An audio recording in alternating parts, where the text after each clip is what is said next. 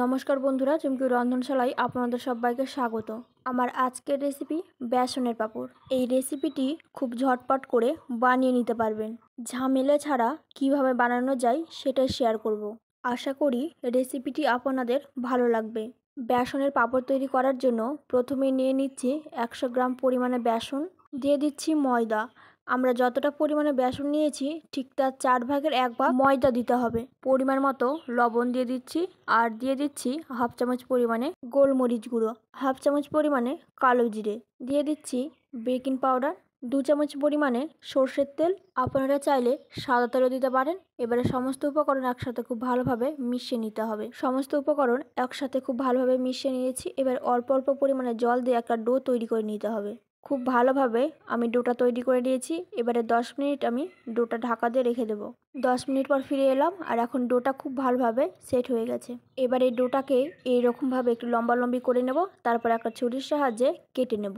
এইভাবে যদি এক সাইজ করে কাটা হয় তাহলে পাঁপড়গুলো এক সমান হবে, ছোট বড় হয়ে যাবে না। তারপর এইভাবে গোল করে নেব। এবারে বেলে নেব। তার জন্য আমি একটা প্লাস্টিক নিয়ে নিয়েছি, আর এই প্লাস্টিকের ওপর আমি ডোটা রেখে দেব, আর ওপর দিয়ে আমি আর একটা প্লাস্টিক দিয়ে দেব।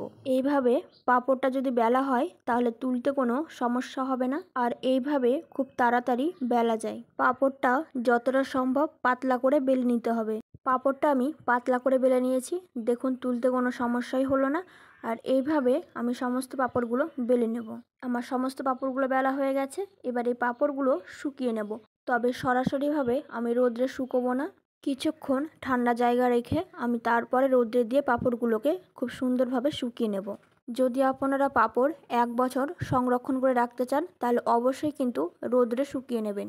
দেখুন পাঁপড়গুলো খুব সুন্দরভাবে শুকিয়ে গেছে। এবারে আমি পাঁপড়গুলোকে তেলে ভেজে নেব। আর পাঁপড়গুলো দেখুন একটুকু কোনো সমস্যা হয়নি।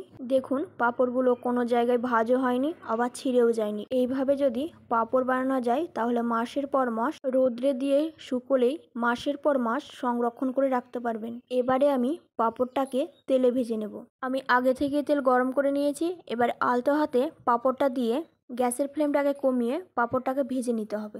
আর পাঁপড় ভাজতে খুব বেশি সময় লাগে না, কয়েক সেকেন্ডের মধ্যে পাঁপড় ভাজা হয়ে যায়। আমি একইভাবে আরেকটা পাঁপড় ভেজে দেখাচ্ছি।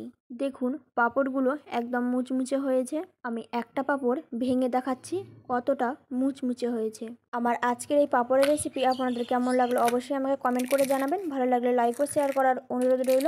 আমার চ্যানেলে নতুন বন্ধু হয়ে থাকলে চ্যানেলটি সাবস্ক্রাইব করে নেওয়ার অনুরোধ রইল। পাশে থাকা বেল আইকনটা অবশ্যই প্রেস করে দেবেন, কারণ আমি চ্যানেলে যখনই কোনো নতুন রেসিপি শেয়ার করব নোটিফিকেশন আপনাদের কাছে পৌঁছে যাবে। আজকের মতন এই পর্যন্ত, আবার হাজির হয়ে যাবে নতুন কোনো রেসিপি নিয়ে। ভালো থাকবেন, সুস্থ থাকবেন, ধন্যবাদ।